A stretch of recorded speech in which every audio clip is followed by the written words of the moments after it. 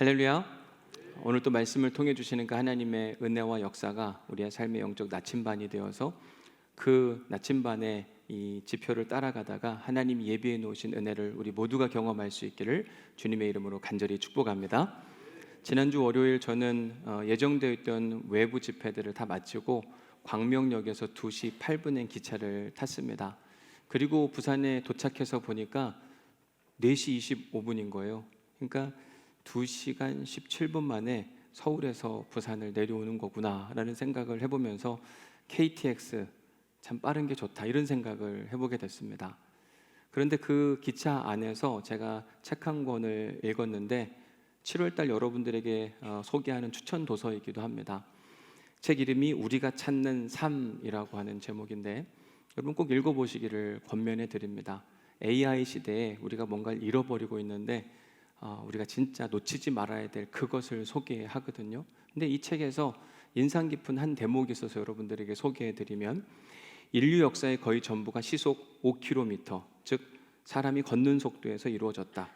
일본 신학자 코스케 코야마는 이 속도를 가리켜 하나님의 속도라는 도발적 표현을 사용했다. 왜냐하면 나사렛 예수님이 거의 전 생애 동안 움직이신 속도였기 때문이다. 하나님의 속도 결코 빠르지 않다고 이야기를 하는 겁니다. 우리는 하나님이 빠르게 일했으면 좋겠다고 생각하지만 우리가 생각한 것보다 훨씬 더 느리게 일하시는 하나님. 여러분들은 빠른 게 좋으세요? 느린 게 좋으세요? 빠르죠. 무궁화하고 KTX 못 탑니까? 다 KTX 타겠죠. 그렇죠? 빠르니까. 우리는 이런 하나님을 원하는데 실제 하나님은 전혀 다른 영역이더라라고 하는 이야기를 계속하는 겁니다. 이 책을 어디서 읽었냐면 부산으로 내려오는 KTX를 타고 읽었어요. 고민이 많아지는 겁니다. 나는 지금 빠르게 달려가는 KTX를 타고 하나님의 속도에 대한 책을 읽는데 나는 빠른 게 좋은데 왜 하나님은 천천히 일하시지? 인간이 그냥 걸어갈 수 있는 보폭의 속도 시속 5km, 여러분 1시간에 5km를 걷는다면 그렇게 빨리 안 걸어도 되거든요. 하나님 왜 이렇게 천천히 일하시는 걸까? 저 스스로에게 계속 질문하고 또 그 질문을 곱씹어 봤습니다. 그러면서 순간 깨달아지는 게 뭐냐면 하나님이 이렇게 천천히 시속 5km로 걸으시고 일하시는 이유는 뭐냐면 보통의 사람들에게도 하나님이 자기 자신인지 누구인지를 알리고 하나님의 은혜와 능력을 모든 사람들에게 알려주기 위한 하나님의 특별 배려구나라고 하는 사실을 제가 깨닫게 됐어요. 문제는 우리가 그 하나님의 속도를 매우 답답해한다는 겁니다. 하나님 빨리빨리 좀 해요. 좀 늦잖아요. 지금 원한다니까요. 지금 해주세요.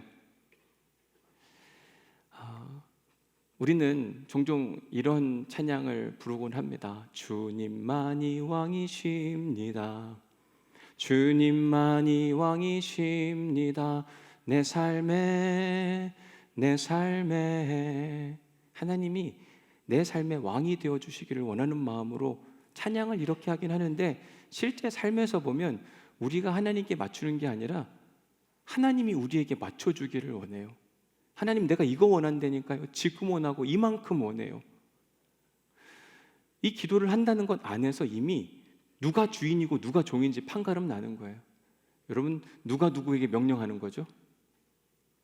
종이 주인에게 합니까? 주인이 종에게 합니까? 주인이 종에게 이건 이렇게 하고 이건 이렇게 해야지. 근데 우리가 하나님께 하나님 이건 이렇게 하시고 저건 저렇게 하시고 이건 요때 해주셔야 되고 요건 이 일은 이만큼 해주셔야 됩니다. 우리가 왕이에요. 우리가 요청합니다. 이 기도를 들어주면 하나님은 좋은 하나님, 안 들어주면 하나님 도대체 뭐 하는지 모르겠다고 계시기는 한 거냐, 이런 원망과 짜증 섞인 목소리를 우리가 내뱉곤 하기도 합니다. 오늘 설교 제목을 보시면 뭐라고 되어 있습니까? Everyone but not all. 하나님은 모든 사람들이 당신의 존재를 알게 하기 위해서 뭘 해도 천천히 일하세요. 하나님이 속도를 일부러 늦추시는 겁니다. 빨리 할 수도 있는데도 불구하고 소외되는 사람 없이 다 함께 가기 위해서 천천히 가주시는 겁니다. 우리는 나하고 성향이 맞거나 나하고 같은 속도로 가는 사람들만 좋아하고 우리 편을 만듭니다. 어느 땐 벽을 세우기도 해요. 그러나 하나님은 오히려 누구에게나 다 공평하게 기회를 주고 안내해주고 싶어 하시는 그 하나님의 특별한 사랑이 바로 고스란히 하나님의 속도라는 표현 안에 담겨져 있는 겁니다. 이런 하나님의 성품을 고스란히 닮아서 갈릴리 유대 땅에서 사역하시던 예수님이 두로로 가셨어요. 두로는 갈릴리 사람들이 진짜 싫어하던 원수 같은 존재? 그런데 그 원수 같은 존재들에게 예수님이 왜 가셨는가? Everyone. 하나님이 유대인들에게만이 아니라 이방인들에게, 심지어 원수에게도 구원받을 수 있는 기회를 주고 싶어 하는 걸 예수님이 아셨어요. 그리고 그 하나님의 마음을 닮아서 예수님이 그 두로 땅을 가신 겁니다. 자, 그런데 오늘 설교 제목 Everyone 다음에 뭐라고 되어 있어요? But not all.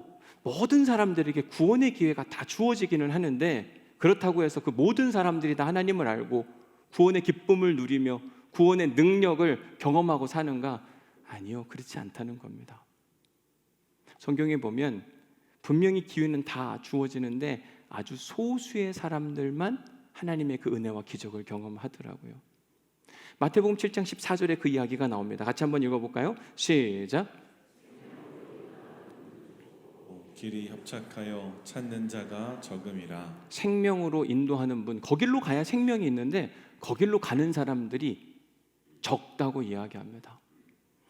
적다라고 하는 이 헬라어 표현을 보니까 올리고이라고 하는 표현을 사용합니다. 이 고이 뒤에 오이가 붙은 것은 복수형을 말합니다. 그러니까 생명으로 인도함을 받는 사람들이 적다고 하는 건 소수, 그 대신 복수예요. 한 사람만은 아닙니다. 근데 올리고이라고 하는 표현이 로마 사회에서는 언제 사용되었는가? 로마 정치를 과두 정치라고 이야기하기도 합니다. 적을 과자에 머리 두자. 그러니까 소수의 무리들이, 머리 같은 사람들이 로마 전체를 다스렸다. 이때 사용된 표현이 올리고이의 파생어거든요. 그러면 이 과두 정치를 했던 로마 사회의 이 과두 정치는 몇 퍼센트가 되는가? 1%도 안 돼요. 그래서 보통 이 올리고이라고 하는 표현은 아주 소수 5% 미만의 사람들을 가르칠 때 올리고이라는 표현을 사용합니다. 생명의 문으로 인도함을 받고 구원을 얻는 사람들이 5% 미만이란 이야기가 바로 이 올리고이라는 표현이에요. 하나님을 만나고 싶어하고 경험하고 싶어하는 사람들은 많은데 의외로 적더라. 5% 이하만 천국에 간다, 이런 이야기를 하는 겁니다. 그러면 우리 중에 5% 따지면 누가 못 갈까요? 누가 못 갔으면 좋겠습니까? 나는 가야 되겠죠? 이게 이제 성경에서 말하는 나는 아니죠 이거예요. 나는 갈 수 있죠, 이 얘기를 하는 겁니다. 오늘 본문에 보면 하나님의 은혜와 능력을 경험한 그 5% 미만의 그 적은 무리의 이야기, 그 한 사람의 이야기가 소개됩니다. 25절 말씀 같이 읽어볼까요? 시작. 이에 더러운 귀신 들린 어린 딸을 둔 한 여자가 예수의 소문을 듣고 곧 와서 그 발 아래에 엎드리니. 올리고이, 적은 무리, 하나님의 은혜와 능력을 경험하는 그 적은 무리 안으로 들어가는 방법을 여러분들에게 이제 소개할 텐데, 첫 번째가 뭐냐면 어느 한 여자가 있었는데 예수님의 소문을 듣고 어떻게 했냐면 왔다는데 우리가 주목을 해야만 합니다. 예수님이 두로 땅에 도착하셨을 때 소문이 금세 퍼졌습니다. 제법 많은 사람들이 예수님을 만나고 싶어 하기는 했어요. 그러나 정작 진심을 가지고 예수님을 찾아온 사람은 이 여인 한 사람밖에 없었습니다. 물론 이 여인 이외에도 예수님을 그 다음에 만났을 겁니다. 근데 하나님의 은혜와 능력을 경험한 두로 사람은 이 사람밖에 없을 겁니다. 많은 사람이 있지만 딱 한 사람. 그럼 이 여인은 왜 예수님을 찾아왔는가? 말씀을 보신 바와 같이 이 여인에게는 딸 하나가 있었는데 그 딸이 귀신이 들려서 귀신에 사로잡혀서 하지 않아야 될 일을 해요. 복음서에 보면 귀신 들린 자의 여러 가지 유형이 나오는데 그 중에 어떤 존재는 불구덩이에 들어가고 물구덩이에 들어갑니다. 내가 원해서 하는 게 아니라 나도 모르게 막 그 일들을 하고 있어요. 얼마 전에 인간극장이라고 하는 프로를 재방하는 걸 제가 보게 됐는데 두 자매와 엄마가 나와요. 정신적인 장애를 가지고 있는 자매인 것 같아요. 이 작은 딸이 약국에 간다고 하는데 혼자 간다 그럽니다. 했더니 언니와 엄마가 말려요. 혼자 가면 안 된다. 같이 가자. 혼자 가고 싶다. 아니야, 혼자 가면 안 돼. 안 되는 이유가 있더라고요. 왜냐하면 자꾸 혼자 나가서 다른 사람하고 싸우고 오는 겁니다. 그러니까 말리는 거예요. 그래서 싸우면 안 된다고 이야기하는데 난 안 싸우려고 했는데 다른 사람이 나한테 시비를 건 거야. 그 장애를 가진 딸이 계속 이야기를 해요. 그랬더니 엄마는 알죠. 시비 건 사람이 문제가 아니라 장애를 가진 자기 딸 아이가 문제라는 걸 알아요. 그래서 이야기해요. 그 사람이 왜 시비를 걸었겠어? 너가 잘못했으니까 그랬겠지. 아니야, 난 잘못 안 했다니까? 왜 나를 못 믿는 거야? 엄마가 가슴이 무너져요.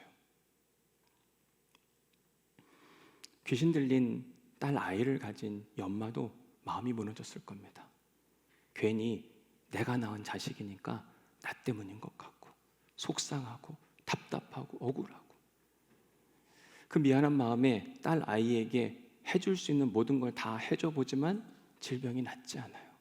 낭만과 좌절 가운데 지내던 어느 날 탁월한 치유자로 소문난 예수님께서 두로 땅에 오셨다는 소문을 듣고 이 여인이 지체할 수가 없는 겁니다. 그래서 무조건 달려가서 오늘 본문 25절 어떤 행동을 하는가 보십시오. 이에 더러운 귀신 들린 어린 딸을 둔 한 여자가 소문을 듣고 와서 뭘 했어요?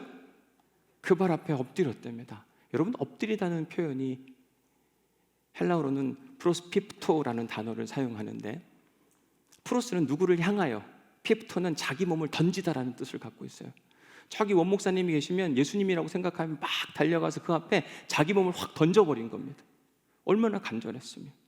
그리고 뭐라고 이야기하냐면 자기의 신분을 이야기하면서 그 여자는 헬라인이요 수로보니게 족속 이방인이라는 이야기를 하는 거죠. 그리고 자기 딸 아이를 소개하면서 고쳐주기를 간구하는 겁니다. 하나님의 크신 은혜와 능력을 경험하는 첫 번째 비결은 이해, 듣고 와서 오는 게 중요하고 분명히 움직여야만 가능합니다. 집에서 한다고 될 일이 아니더라고요. 예수님 앞에 무릎을 꿇더라고요. 두 번째가 뭐냐면 엎드려 간구하는 겁니다. 사실 이 여인이 예수님 앞에 와서 엎드리는 일은 쉽지가 않았습니다. 왜냐하면 경제적 이유를 살펴보면 2주 전에 여러분들에게 소개를 하면서 갈릴리 사람들과 두로 사람들 사이의 경제적인 관계에 대해서 말씀을 드렸어요. 갑이 있고 을이 있다고 이야기해드렸는데 누가 갑질을 했다고 그랬죠? 두로 사람들. 그들은 지중해를 중심으로 한 해성무역을 하면서 넉넉하게 돈을 가지고 갈릴리 사람들을 이제 경쟁시켜가면서 거기 농산물을 사갖고 오는데 그래서 이렇게 갑질을 자꾸 하니까 역사학자 요세푸스는 갈릴리 사람들이 두로 사람들을 원수처럼 여겼다 이렇게 기록을 하기도 합니다. 지금 누가 누구에게 엎드리는 장면이냐면 늘 갑질을 하고 살던 두로 사람이 갈릴리 사람, 자기가 을이라고 생각했던 그 여인을 향하여, 그 예수님을 향하여 엎드리고 있는 상황입니다. 자존심의 문제인 거죠. 내가 항상 높다고 생각하고 갈릴리 사람들은 저 밑에 사람이라고 생각했는데 지금 이 여인은 예수님께 달려와 철푸덕 자기 몸을 던져서 엎드려 간구하는 겁니다. 이게 싫은 거죠. 내가 이렇게까지 해야 되나?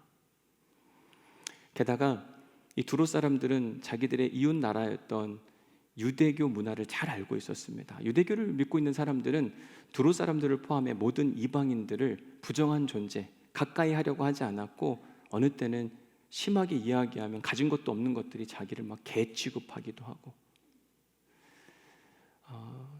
이런 상황을 이 여인은 잘 알고 있었어요. 내가 저 사람을 만나면 어떤 취급을 받을지. 게다가 이방인 여인이 유대인 남자를 만난다? 거의 있을 수가 없는 일입니다. 그러면 100% 그 남자는 이 여인을 깔아보고 무시하는 말투로 막 뭔가를 쏟아낼 거예요. 이 모든 상황을 다 알고 있는데도 불구하고 이 여인은 자기의 딸을 치유해야 하겠다는 그 한 가지 일념으로 예수님께 달려갔고 철푸덕 무릎을 꿇고 예수님께 간구해요. 아니나 다를까 이 여인은 그 당시에 대부분의 유대인 남자가 이방인 여인을 만났을 때 당했을 만한 그 사건을 경험하게 됩니다. 자, 7장 27절 말씀이에요. 같이 한번 읽어볼까요? 시작. 예수께서 이르시되 자녀로 먼저 배불리 먹게 할지니 자녀의 떡을 취하여 개들에게 던짐이 마땅치 아니하니라. 이 마가복음 7장 27절은 우리가 아는 예수님과는 사뭇 다른 모습입니다. 우리가 기억하는 예수님은 사랑과 용서와 자비와 은혜. 그런데 예수님 뭐라고 이야기하냐면 자녀로 먼저 배불리 먹게 할지니, 자녀는 유대인들을 향해 하는 이야기이고 유대인들이 먹어야 될 그 은혜의 떡을 취하여 누구에게요?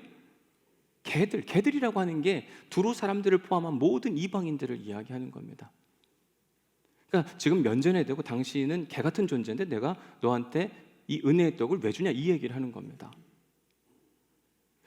여러분들이 만약 누군가에게 이런 이야기를 듣게 된다면 어떻게 반응하시겠습니까?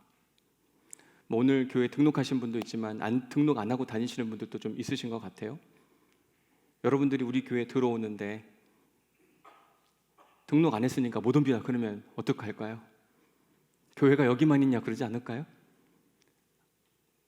아니면 정말 당신은 그 모양을 가지고 교회에 왔냐 이렇게 이야기하면 두 번 다시는 발을 들여놓지 않을 겁니다. 도대체 예수님은 이 이야기를 왜 하셨을까? 좀 부드럽게 얘기해주고 좀 보듬어주고 뭔가를 좀 해주면 참 좋을 텐데 다 의도가 있으시죠. 예수님 분명히 그 당시 보통의 유대인들이 이방인들에게 대했던 그 모습을 고스란히 재현을 하는 겁니다. 이러한 상황이 발생했을 때 크게는 보통의 사람들이 세 가지 반응을 하게 됩니다. 첫 번째, 위축감. 자기 자존감이 낮은 사람들은 뭔가 한번 부탁을 했는데 거절을 당하면 막 마음이 쪼그라드는 겁니다. 두 번 다시는 앞으로 나아가지 않아요. 자존심이 센 사람은 그렇게 말하는 사람을 향하여 따집니다. 당신이 뭔데 그러냐? 야, 난 두루 사람이야. 너는 갈릴리 사람이잖아. 내가 너보다 낫거든? 네가 그런 말 한 자격 있어? 횡 하고 돌아가 버립니다. 그러나 간절한 사람은 그 위기 앞에 서서 도망가지 않고 정면 돌파를 하는데 오늘 본문에 등장하는 이 여인은 간절했거든요. 자존감, 자존심 이런 게 별로 중요하지 않았습니다. 그냥 간절함만 있었어요.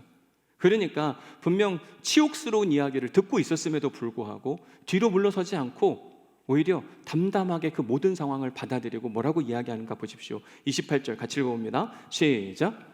여자가 대답하여 이르되 주여 올소이다마는 산 아래의 개들도 아이들이 먹던 부스러기를 먹나이다. 이 여자가 대답하되 첫 마디가 뭐예요? 주여, 큐리에. 이건 왕과 신하의 관계를 이야기하는 겁니다. 당신은 왕이시고 나는 종입니다. 예수님이 갑자기 왕이 되었어요. 예수님 어디 사람이라고요? 갈릴리 사람들. 늘 자기보다 아랫사람이라고 생각하고 갑질을 하던 두로 사람이 지금 갈릴리 사람을 향하여 주여, 예수님을 한층 높여드립니다. 그러더니 그 다음 표현도 기가 막힙니다. 올소이다마는, 당신 말 중에 틀린 말이 하나도 없습니다. 다 맞는 말입니다. 나 같은 사람이 무슨 하나님의 은혜와 역사를 기대할 수가 있겠습니까? 다 맞는 말입니다. 자, 여기서 여러분 우리가 27절 말씀을 다시 한번 돌아가서 살펴봐야 되는데, 예수께서 이르시되 자녀로 먼저 배불리 먹게 할지니. 여러분, 이 여인이 무척 지혜가 있었던 한 면이 뭐냐면 예수님의 말을 오해하지 않고 정확하게 들었다는 이야기예요. 우리는 어느 때 보면 누가 하는 말을 비꼬아 듣습니다. 그러면 중요한 표현도 이상하게 해석을 하게 돼요. 예수께서 이르시되 자녀로 먼저 배불리 먹게 할지니. 여러분, 먼저라는 표현이 있다고 하는 건 또 다른 반대말이 뭐죠? 나중의 문제예요. 다시 말해서 예수님이 말씀하신 궁극적인 이야기는 뭐냐면 하나님은 이방 여인들에게도 그 하나님의 은혜와 능력을 경험할 기회는 있다라는 얘기를 해주는 겁니다. 대신 순서의 문제인 겁니다. 누가 먼저고 누가 나중이냐? 유대인이 먼저고 이방인이 나중이다. 이 비슷한 표현을 바울도 로마서에서 했어요. 뭐라고 이야기했냐면 이 복음을 믿는 자에게는 모든 사람들이 다 구원을 얻을 수 있는 기회를 선물해 준다고 이야기합니다. 그러나 순서가 있대요. 누가 먼저예요? 유대인에게 먼저고 헬라인, 이방인들이 나중이다. 그걸 정하시는 건 하나님이니까 어쩔 수가 없는데, 대신 하나님은 everyone, 모두가 다 구원받기를 원하기 때문에 사실 여인에게 너도 구원받을 기회가 있어 라고 하는 이야기를 꺼냈던 거예요. 이 말의 의미를 정확하게 캐치했던 귀신 들린 딸 아이를 가진 여인, 그 여인이 뭐라고 이야기하냐면 선생님 옳습니다.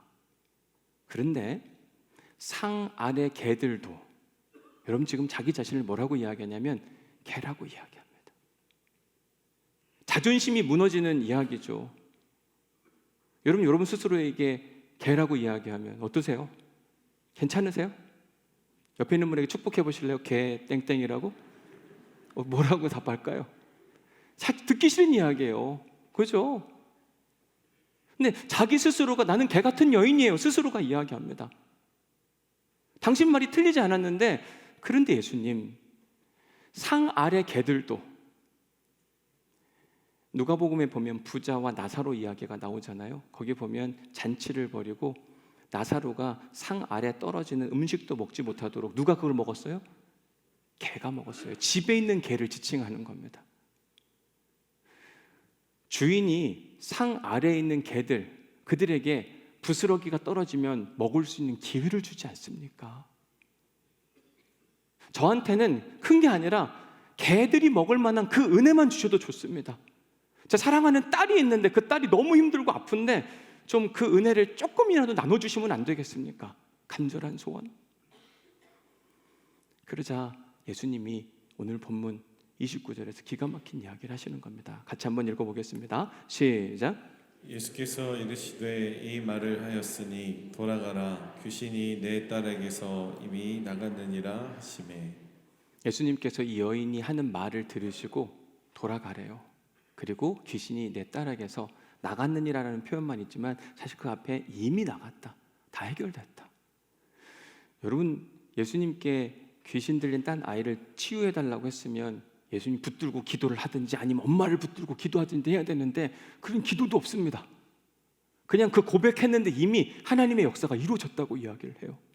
놀라운 얘기 아니에요?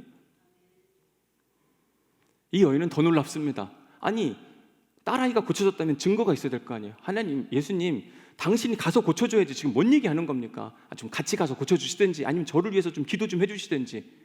그 여인은 그 이야기를 듣고 그냥 집에 돌아가요. 번즉 침상에 있는 딸 아이를 보니까 멀쩡해졌어요. 사랑하는 성도 여러분, 오늘 설교 제목 다시 한번 보시면 뭐라고 되어 있어요? Everyone but not all. 우리가 믿는 하나님은 당신이 일할 수 있는 힘과 능력, 거대한 속도가 있음에도 불구하고 그 속도까지 늦춰주시면서 이 땅에 사는 모든 사람들이 다 하나님을 경험할 기회를 선물해 주시는 분이십니다. 그런데도 불구하고 우리가 하나님을 경험하지 못하는 이유가 있다면 그 이유가 뭘까? 오늘 우리가 함께 부를 찬양이기도 하지만 주님보다 앞서지 않고, 우리가 주님보다 앞서면 안 되거든요. 내 속도와 하나님의 속도가 달라요. 누가 빠른 겁니까? 내가 빠른 거예요. 좀 천천히 갔으면 좋겠는데 내 생각과 내 마음과 뜻과 계획은 이만큼 와 있는 겁니다. 하나님 저기 계세요. 여러분, 내가 하나님을 불러야 됩니까? 하나님이 부르면 내가 가야 됩니까? 다시요. 나는 여기 있고 하나님은 저기 계세요. 내가 하나님을 불러야 돼요? 내가 하나님께 가야 됩니까? 그런 사람은 내 원대로 마옵시고 아버지 원대로 하옵소서. 하나님, 이건 이렇게 돼야 되고요, 저렇게 돼야 되고요, 이때 반드시 되어야만 합니다. 이런 기도를 할 수 있지만 항상 기도의 끝은 난 하나님을 신뢰합니다. 맡깁니다. 앞서가지 않으려고 하는 겁니다. 겸손하게 주님의 말씀을 기다리니. 기다려야죠. 안 들리니까 에라 모르겠다, 일단 한번 해보자. 이게 교만인 거더라고요. 내가 주인이고 내가 더 잘한다고 생각하니까 왜 하나님 안 하시냐? 나라도 해야 되겠다. 주님 손에 우리를 들어야 되는데 내가 주님을 붙들려고 해요. 잡고 오려고 해요. 여러분, 우리가 하나님을 잡을 수 있나요? 못 잡아요. 나를 하나님께 드려야 됩니다. 나를 하나님께 맡겨야 됩니다. 사랑으로 인도해야 되는데 욕심으로 인도돼요. 나는 이만한 걸 원하는데 안 해주시니까 왜 안 해주냐고 이야기하는데 자세히 살펴보면 욕심과 욕망과 이기심이 가득 차 있는 겁니다. 그건 사랑과는 전혀 상관없어요. 주님보다 앞서지 않고 겸손하게 주님의 말씀을 기다리니 내 삶과 내 계획과 모든 걸 주님께 맡깁니다. 하나님이 보시기에 가장 아름다운 것으로 인도하여 주옵소서. 우리에게 필요한 기도입니다. 우리가 하나님께 맞춰야 되는데 우리는 하나님이 나에게 맞춰주기를 원하시더라. 그런데 오늘 본문에 등장하는 이 여인은 그렇지 않았어요. 예수님께 맞추는 겁니다. 예수님이 저기 계세요. 예수님 일로 오세요라고 하지 않았어요. 어떻게 했어요? 6가지로 제가 정리해드리고 끝일 텐데, 첫 번째 뭐냐? 갔어요. 제일 중요한 겁니다. 예수님 우리 집 좀 와가지고 좀 우리 애 좀 고쳐주세요 하지 않고 이 여인이 갔다니까요. 그분의 권위를 인정하는 거예요. 두 번째, 그 발 아래 엎드리니 프로스피프토, 자기 몸을 던졌다니까요. 자존심이고 뭐고 없는 건 다 그냥 던져버렸어요. 철푸덕 앉아서 당신이 높습니다, 큐리에 주님이라고 이야기하면서. 세 번째, 간구하거늘. 에로토라고 하는 단어가 사용되는데 이 시제가 중요하더라고요. 미완료 과거. 미완료 과거는 뭐냐면 한 번만 하지 않고 반복적으로 하다, 완성될 때까지 하다. 미완료, 완료될 때까지. 이 여인이 거절을 당했습니다. 그렇다고 안 한 게 아니라 계속 될 때까지 꾸준히 지속해 나가는 모습을 보게 돼요.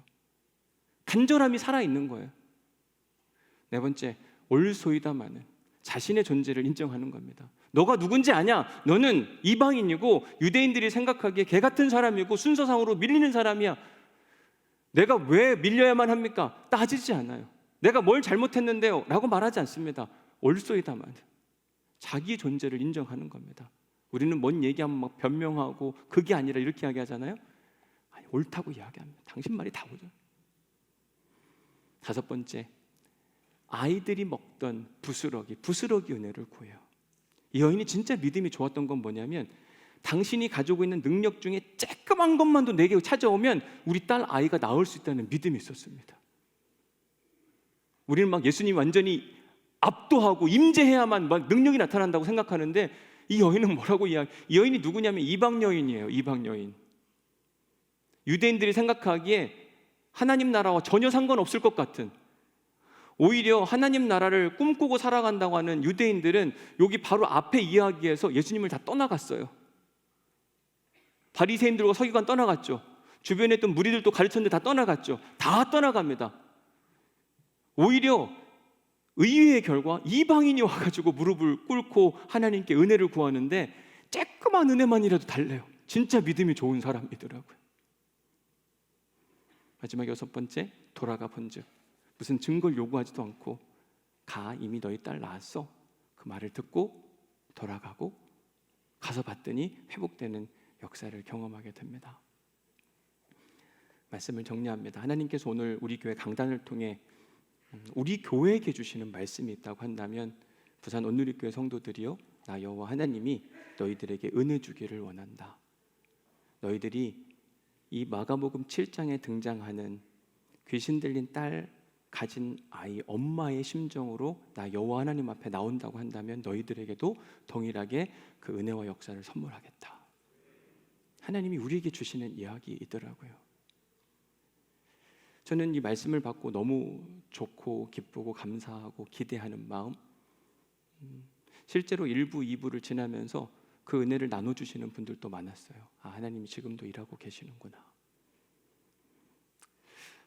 그러면서 하나님이 이 역사를 우리 안에 강력하게 선물해 주시면 좋겠다는 소원, 그러면서 특별 기도회를 하면 좋겠다라고 하는 마음에 소원이 생겼는데, 한편으로는 걱정은 뭐냐면 안 나오면 어떡하나 이런 거 있잖아요. 저는 기도해 주는 사람이니까 기도를 받겠다고 왔는데 기도해 드렸더니 난 하나도 왜 안 났냐 그러면 이거 어떡하나 마음이 염려와 걱정이 사실은 있었어요. 그래서 돌아오는 금요일 날 성령 집회 때 기도를 해야 되겠다, 특별 안수 기도를 해야 되겠다고 마음을 먹었는데 반반이었습니다. 할까 말까, 해야 되나 말아야 되나. 정말 주님은 뭘 원하실까? 해야 되는 건 주님의 뜻은 알겠는데 제가 원하는 건 제 마음 안에 여전히 두려움과 염려가 있어요. 왜 없겠어요? 간절해서 나왔는데 기도받고 안 나오면 어떡해요? 다 누구 책임이에요? 누구 책임이죠? 모르죠. 책임은 누가 있겠어요, 그죠? 근데 지난주 목요일 날 이 설교를 한참 다 준비하고 났는데 오랜만에 수원에서 같이 지냈던 권사님이 연락을 하셨어요. 이삿짐 하시는 분이신지라 등치도 이만하시고, 그런데 오랜만에 전화하셔갖고 뭐라 그러냐면, 목사님 잘 지내셨어요? 그래서 네, 왜 이렇게 오랜만에 전화하셨어요? 그랬더니 사실 어려운 일도 있었고 기쁜 일도 있었다 그러더라고요. 그러면서 어려운 일부터 얘기할게요. 저 6개월 전에 백혈병 말기 판단을 받았어요 그러더라고요. 마음이 좀 그랬습니다. 진짜 건장했거든요. 근데 어떻게 그럴 수가 있나. 근데 제 친구가 문득 떠오르는데 2017년도에 제 친구 목사님이 7월 달에 백혈병 진단을 받고 8월 달에 세상을 떠났거든요. 급성 백혈병. 만성은 그래도 좀 오래 가는 것 같은데, 그래서 만성이에요 급성이에요 물었더니 급성이었다고 하더라고요. 폐사진을 찍었더니 여기 이후로는 막 새까맣더래요. 다 퍼져가지고.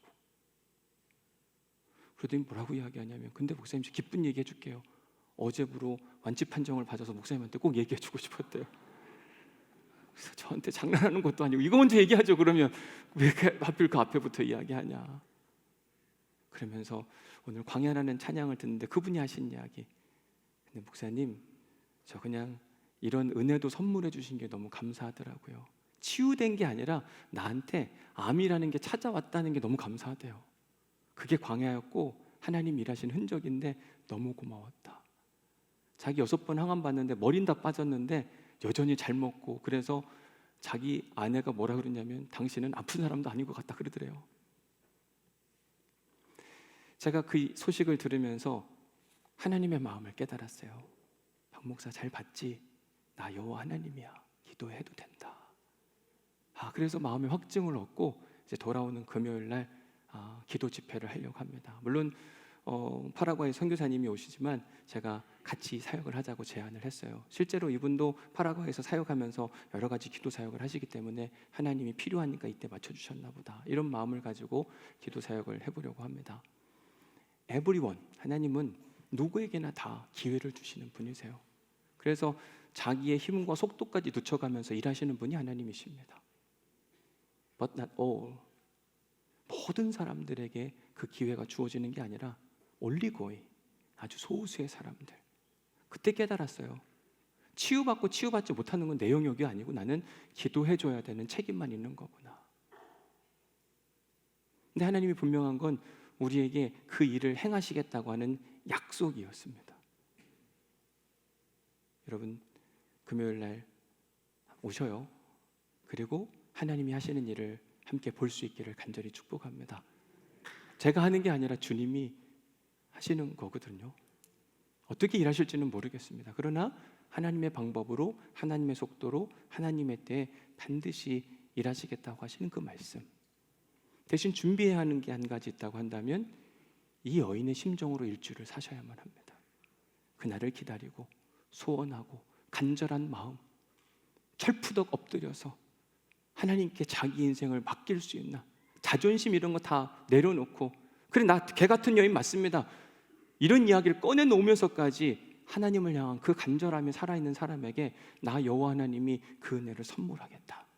하나님이 우리에게 주시는 약속의 말씀이거든요. 그 은혜를 우리 모두가 경험할 수 있기를 주님의 이름으로 간절히 축복합니다.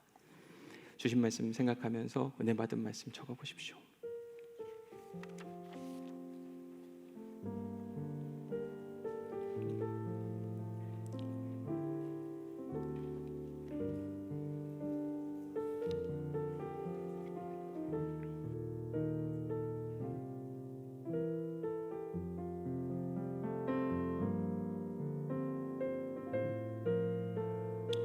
묵상 질문 두 번째입니다. 전능하신 하나님의 은혜와 능력을 경험하는 사람은 어떻다고요? 소수에 불과합니다. 많잖아요. 올리고이 적습니다. 과두정치 5% 미만이라니까요. 우리가 다 구원받고 은혜 받을 기회는 다 주어지지만 실제로 그걸 경험하는 사람은 적어요. 왜 적냐? 이 여인처럼 살아가는 삶이 많지 않으니까. 그 소수가 되는 비결을 여러분들에게 6가지로 소개해드렸습니다. 첫 번째, 왔잖아요, 그렇죠? 자기 집에서 예수님에게 오라고 이야기하지 않고 왔어요. 엄청 중요한 겁니다. 두 번째, 엎드림, 자기 몸을 던졌습니다. 프로스피프토, 던져보는 거예요. 맡겨보는 거죠. 세 번째, 간구함, 한두 번 끝난 게 아니라 거절당했지만 또 이야기하고 또 이야기하는 겁니다. 얼마나 간절하면 그랬겠는가. 네 번째, 올리소이다마는 당신 말이 틀린 게 하나도 없습니다. 인정하는 겁니다. 다 맞는다고 얘기를 해요. 다섯 번째, 부스러기 은혜. 조금만 떨어지는 부스러기 같은 은혜라도 주시면 좋겠다라고 하는 그 믿음의 고백. 여섯 번째, 돌아가 본즉 가서 보니까 나았더라. 의심하지 않고 돌아가 본즉 낫는 그 은혜와 역사.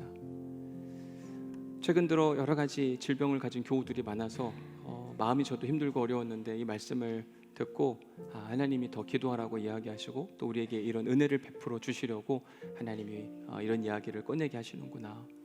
제가 원해서 선택하는 본문이 아니라 하나님이 주신 말씀이라고 생각이 드니까 저도 자신 있고 담대하게. 저도 내일하고 모레 감리교 선교사님들 연합 모이는 집회에서 설교를 해달라고 해서 잠시 떠나 있긴 하지만 일주일 동안 온 마음을 다해 기도할 겁니다. 여러분들도 기도로 준비하시고 한번 금요일 날 come and see 와서 한번 보세요. 어떤 일이 일어나는가. 하나님은 지금 막 우리에게 뭔가를 주시고 싶어서 소원이 있고 막 이렇거든요. 뭔가를 막 선물하고 싶은 하나님의 은혜를. 근데 우리가 준비가 안 되면 뭐 아무런 의미가 없거든요. 제가 오늘 설교하러 오기 바로 직전에 연락 하나를 받았는데 우리 목사님이 우리 교회 교우 중에 한 분을 소개하면서 목사님 기도가 필요해요. 남편을 일찍 떠나보내고 또 아이랑 지내는데 아이에게 문제가 생겼어요. 그래서 아이가 회복되기를 원하는 마음으로 좀 이식을 해주려고 했는데 검사 받다가 엄마가 또 암이래요. 제가 오늘 예배 내려오면서 마음이 왜 그런 겁니까? 은혜를 베풀어 주옵소서. 너무 간절한 거예요. 나도 간절한데 그분은 얼마나 간절할까. 오늘 광야라는 찬양을 듣는데 하나님, 광야에서 주님을 만나는 역사가 있게 하옵소서. 그분을 위해서도 여러분들이 기도해 주시기를 바라고, 하나님이 어떤 일을 만드실 작정인가 봐요. 저도 그렇지만 우리 모두가 기도하고 준비함으로 금요일에 주시는 놀라운 역사를 함께 볼 수 있기를 주님의 이름으로 간절히 축복합니다. 우리 함께 찬양할 텐데 오늘 이곳에 계신 성령님, 여러분 믿으셔야 돼요. 이곳에 주님이 계십니다. 우리와 함께 하십니다. 우리를 위해 일해 주시기를 간절히 원하시는 그 주님. 근데 뭐가 중요하냐면 닫힌 우리 마음 열어주시고 우리의 마음이 열리지 않으면 아무것도 할 수가 없어요. 주님보다 앞서지 않고 주님 손에 맡길 때 그 은혜와 역사가 일어납니다. 이 여인과 같은 믿음의 고백과 도전이 일어나게 하여 주옵소서. 우리 함께 이 믿음을 담아서 함께 찬양하겠습니다. 오늘 이곳에 계신 성령님, 오늘 이곳에 계신 성령님, 우리에게 말씀하시고 우리를 가르치소서. 닫힌 우리 마음 열어주시고 주의 빛으로 밝혀 우리 인도하소서. 주님보다 앞서지 않고 겸손하게 주님의 말씀 기다리니 주님 손에 우릴 드립니다. 사랑으로 인도. 우리 다시 한번 찬양합시다. 오늘 이곳에, 오늘 이곳에 계신 성령님, 우리에게 말씀하시고 우리를 가르치소서. 닫힌 우리의 마음이 활짝 열려지게 하옵소서. 그 여인이 주님을 찾아갔듯이 주님, 우리의 마음문이 열려서 주님 앞에 엎드리는 역사가 있게 하옵소서. 내 존재를 인정하고 간구하는 역사가 있게 하옵소서. 주님보다 앞서지 않고 주님보다 앞서지 않고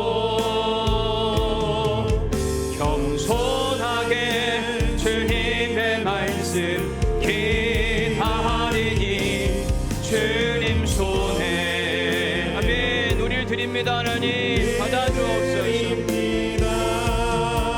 사랑으로 주님보다 앞서지 않고 주님보다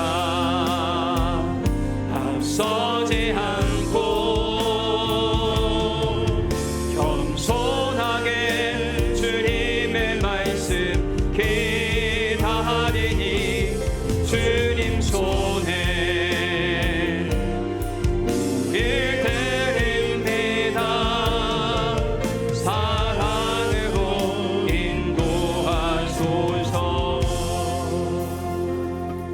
우리가 한 번 더 찬양하고 기도할 텐데 AI 시대에 우리가 잃어버리고 사는 한 가지가 있다고 한다면, 제가 요즘 목회하면서 자주 듣는 이야기가 뭐냐면 우리 목회자들한테도 어느 땐 성도들한테도 재미나이가 이렇게 얘기했대요. 챗 GPT가 말했답니다. 도대체 하나님은 어디 가셨는지 모르겠다. 여러분, 재미나이와 챗 GPT를 쓰는 게 나쁜 게 아닙니다. AI는 쓰면 굉장히 유용하더라고요. 근데 그 쓰기 전에 우리 기도해야 되지 않을까요? 하나님께 물어야 되는데 하나님께 묻고 답을 듣는 걸 상실한 시대를 우리가 살아가는 것 같아요. 하나님이 그 문명을 주신데도 이유가 있을 겁니다. 쓰세요. 근데 그 전에 하나님께 묻는 훈련이 되어 있어야만 합니다. 아니면 재미나이 신앙으로 가세요. 그냥 다 거기다 물어보시고 거기다 이게 신입니다. 그게 우리가 지금 살아가는 시대더라고요. 사용하시되 주님께 먼저 우리의 질문과 고민을 물어보셔야만 합니다. 그리고 가장 좋은 길로 안내해 주시기를 소망하는 마음이 우리 안에 살아있어야 되지 않겠는가. 우리 다 함께 자리에서 일어나셔서 함께 찬양할 때 주님보다 앞서지 않겠습니다. 주님보다 앞서지 않는 인생이 되게 해 주옵소서. 그 간절한 소원을 가지고 함께 찬양합시다. 주님보다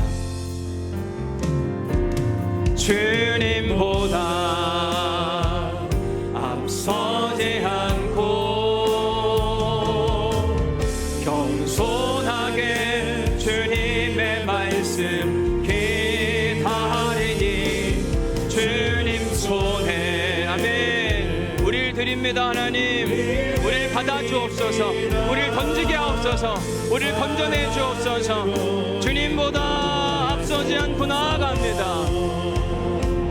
주님보다 앞서지 않고 겸손하게 주님의 말씀 기다리니 주님 손에 우릴 드립니다. 사랑. 우리 마지막으로 한 번 더 힘있게 찬양합시다. 하나님, 주님보다 결코 앞서지 않겠습니다. 아멘. 앞서지 않고 겸손하게 주님의 말씀 기다리니 주님 손에 우리를 드립니다. 하나님, 우리를 받아 주옵소서. 가장 좋은 사랑으로 인도하여 주옵소서. 아멘. 오늘 우리 함께 뜨겁게 기도하기를 원합니다. 제가 설교 말미에 이야기해드렸던 이름 모를 그 한 여인을 위해서 우리가 함께 한 교회 교우된 자매로서 형제로서 하나님 알 수 없지만 일하여 주옵소서. 정말 교회도 처음 나오셨어요. 하나님 일하여 주옵소서. 주 역사가 임하게 하여 주옵소서. 우리 온 힘을 다해서 주님의 이름을 뜨겁게 한번 부르짖고 우리 함께 통성으로 기도합시다. 기도하겠습니다. 주여, 하나님, 주님 앞에서 주님 손에 맡겨드립니다. 주님의 역사와 능력이 일어나게 하여 주옵시고 그 인물 한 여인의 이야기를 주님께서 듣게 하셨고 기도하게 하셨사오니 함께 기도하소서. 일하여 주옵소서. 깨끗하게 하여 주옵소서. 하나님, 어찌하려고 하십니까? 하나님, 간절히 간구하오니 함께 우리가 형제자매 된 사람으로 기도합니다. 사랑의 마음으로 기도합니다. 내 문제가 아니라 아버지 그 여인의 문제예요. 남편을 잃어버리고 두 아이를 키워야 하는 한 가정의 이야기입니다. 주여, 회복의 역사를 선물하여 주옵소서. 주여, 은혜를 선물하여 주옵소서. 무엇보다 간절합니다. 하나님, 무너지는 그 가정을 주님 책임져 주옵소서. 회복시켜 주옵소서. 주님의 은혜와 역사가 살아 숨쉬게 해주시며 우리가 함께 이 시간 기도하는 기도를 들으시고 하늘 문을 여시고 하늘의 은혜를 부어주시며 새 역사가 일어나게 하옵소서. 새 은혜를 선물하여 주옵소서. 놀라운 부흥으로 회복으로 치유로 선물하여 주옵소서. 아멘입니다. 하나님 도우셔서 아멘입니다. 하나님 깨닫게 하여 주옵소서. 오직 주님을 향한 그 마음만으로 간구하오니 주님 마음과 뜻과 정성을 우리가 기도하오니 우리의 기도를 들으시고 응답하여 주옵소서. 주님 앞서지 않길 소망하며 기도합니다. 주님의 때에 주님의 방법으로 주님의 능력과 역사가 살아 숨쉬기를 원합니다. 간절한 마음을 주님께서 들으시고 응답하옵소서. 하나가 되게 하여 주옵소서. 주님께 은혜를 맡겨드리오니 주님 받으시고 주님의 것으로 채우시고 주님의 것으로 인도하여 주옵소서. 오직 주님의 사랑과 능력과 역사만 있도록 인도하여 주옵소서. 하나님, 오늘 우리가 함께 기도했고 우리가 소원합니다. 일하여 주옵소서. 우리 사랑하는 교우들 각 가정 안에 가지고 있는 회복의 이야기가 필요합니다. 주님, 낭망할 만한 때에 두로 땅에 예수님이 찾아오신 것처럼 희망이 보이지 않는 지금 이때에 주의 말씀을 주시니 감사합니다. 일으켜 세우시겠다고 하는 주의 역사가 우리 각 가정마다 일어날 수 있도록 축복하여 주옵소서. 이제는 우리 주 예수 그리스도의 은혜와 아버지 하나님의 극진하신 사랑과 성령님의 감동 감화 역사 교통 위로 충만하심이 이제 오늘 말씀을 듣고 하나님의 속도, 우리에게 맞춰주시는 그 하나님의 은혜와 능력, 그것을 깨닫고 주님보다 앞서지 않기로 결단한 우리 사랑하는 오늘의 모든 성도들 각 가정 위에 주의 은혜와 능력과 회복의 역사가 영원히 함께 하시기를 간절히 축원하옵나이다. 아멘.